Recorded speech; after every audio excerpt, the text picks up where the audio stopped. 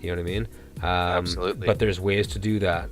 All it takes is certain wedge issues, different wedge issues that you can use in the immigrant dominated communities such as like Brampton, outside of in the 905 belt, etc. They have their own issues. You know what I mean? You can get them by with, I don't know, be the prime minister that's all about cheap gas, because in Brampton in the 905 belt, you're commuting. You know what I mean? And also, one of the things that the Conservatives have done in terms of immigration is they've given almost unfettered access to family members in terms of long-term visitation rights to come to Right. Canada. Provide all they have to have is their own medical insurance, and you're here for the long term. Now they've put roadblocks up to actual immigration, but the visitation is less of a problem, provided you have your own medical health coverage. And given the fact that the Conservatives in the future, we know, want to privatize our healthcare system, this is a stepping stone, right? Exactly. So It's kind of like, yeah, it kind of gets a little intricate how they demonize immigrants and at the same time curry favor with them, but they're very good at it. And I mean, to deny that is to deny the devil his due, and it'd be foolish to do that, because at some point in time you kind of have to beat them in an election, and without understanding exactly their tactics and how they're achieving what they are, you know, good luck. Just isn't going to happen. exactly. And another aspect that I want to talk about in this same kind of vein, involving the topic of the gun violence that has occurred in Toronto and the way that the Conservatives approach it.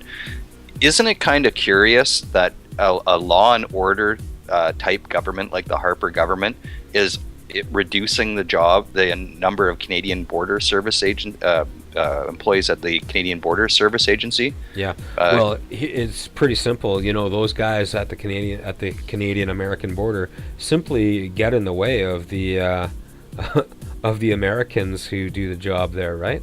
Because since Stephen Harper, who has not exactly been protecting our sovereignty, has been allowing the Americans to work both directions on the border. You know. And we also know that with the gun laws being so much less strict in the United States, that the vast majority of illegal guns in Canada come up from the States. And to be reducing border guards at a time when, if you're concerned, I mean, this is like, and I'm not suggesting that in one way this is just another issue that they're playing with, because I'm not necessarily saying that there is a real issue here, or that the issue is as large as they claim it to be. But the way that they play these things and spin them, I mean, if they were concerned about gun violence, they wouldn't be cutting border guards, because we know that the guns come mostly from the United States. So, I mean, it's disingenuous again. You know, it's another case of one of their claims where they actually do the opposite of what they claim. Yeah, absolutely. You know, absolutely. In the end, they'll be more than happy to put these people in prison, and and allow more and more things like this to occur through the other holes that they create, like the cutting of border guards. So, yeah, again, we can never ever take what the Conservatives say to us in their positions as being completely honest. There's always some sort of angle, it seems, that plays into what they're really about. Yeah. So sometimes I absolutely stand in awe of the sophistication of their approach to working these wedge issues, and the synthesis that they have in terms of every single change they make serves the ideology perfectly, while at the same time creating its own smoke screen. Yep. Another curious portion of this too is, I don't think I've seen a single article that talks about any of this strain that we're talking about the gun violence in Toronto, the Conservatives' position on it, and not one of them is really bringing up the whole idea that in the first place, the Conservatives recently removed the gun registry. I mean, this doesn't even seem to be a concern, and I don't know. It seems like a related issue to me, doesn't it? Doesn't it to you? Wouldn't that be something? And the Conservatives will never ever talk about that in relation to this gun violence in Toronto. But of course, Stephen Harper will go and he'll talk with Rob Ford, and they'll make a big issue out of it because they know that there's an audience for that. Because as soon as there's gun violence and it's reported in the media, people watch that stuff like crazy. Well, you know what I mean? Yeah, the Attorney General in Ontario had proposed a total absolute ban on handguns. And that was right before the Batman shooting and the one in Toronto there.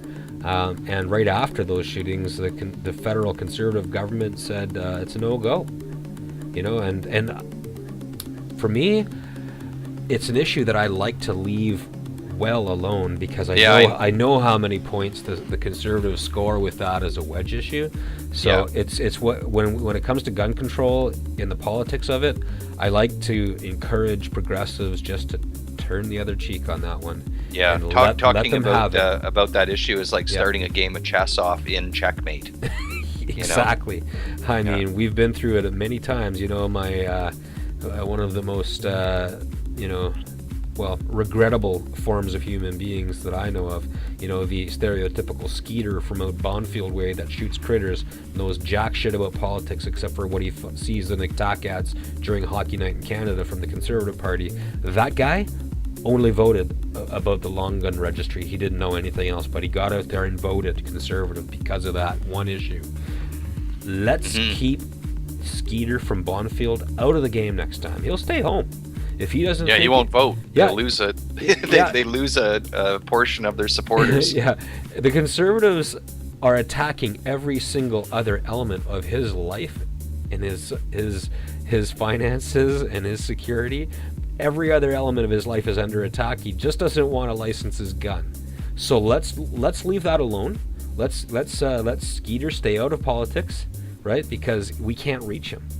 He's just not paying attention. So the more we talk about gun control as progressives, the more motivated we get the Skeeters of this world to get out to the polls. So that's all I got to say on gun control. I don't like guns. I don't think there's a purpose to them. You know, it's just like, you know, I mean, I was talking to someone who is a handgun enthusiast. You know what I mean? So and let's put it this way: handguns are there's no purpose for a handgun other than to kill a person. You know, if you're shooting targets with a handgun, it's in the shape of a person. You know what I mean? These things are just designed to murder, right?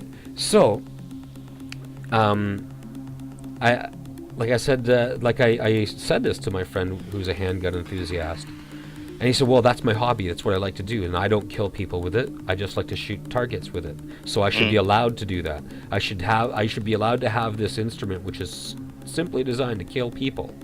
You know, I can see with the lawn guns, you're shooting critters and birds and moose, and you're getting food from it. But handguns are generally a self-defense item, or self-defense from what? What do you defend? You know, no, it's a murder weapon. It's all it is, really. Or it could be used either right. It can be have either of those roles. Yeah, insofar as it's an assault weapon, or you know, insofar as you can defend yourself with it, you're killing another human being to defend yourself. But the thing is only designed to shoot people. That's the only application a handgun has. So, I mean, like, I just don't buy the argument that, well, if I'm not killing people, I should be able to possess this instrument that has only been designed to kill people. Do you know what I mean? I just don't like the argument. It doesn't hold water for me. But I leave him alone because I don't want him to vote next time. He's too far gone. You know, if you don't try to take his guns, he's going to sit at home, not vote. So that's my opinion on gun control. Well, how about seeing that we've talked about crime? Why don't we move from a crime that was obviously it's horrible when anyone dies, but what about big other crimes like the LIBOR scandal, where you have white collar crime? Why don't we do a couple? Why don't we play a song or two and then talk about white collar crime now that we've talked about the Conservatives and their approach to gun control and immigration and all these other topics. Let's go talk about their friends who seem to commit certain crimes too. Well, Mike, you are right. At the end of the last show, we didn't get to LIBOR last time, and we promised we'd get back to it. It's not an easy subject to tackle in any kind of depth, because it's so abstract, and it's in the world of finance, and people don't normally pay much attention to that or have much understanding of it. But what's going on with LIBOR right now is a very big deal, and we should pick it up. I think so. After a couple of tracks, let's come back and discuss LIBOR. And as always, we like to at least get one reggae dub song into the mix, because it is good for your soul to listen to reggae. So here we go with Iration Steppa. I'm a Worry.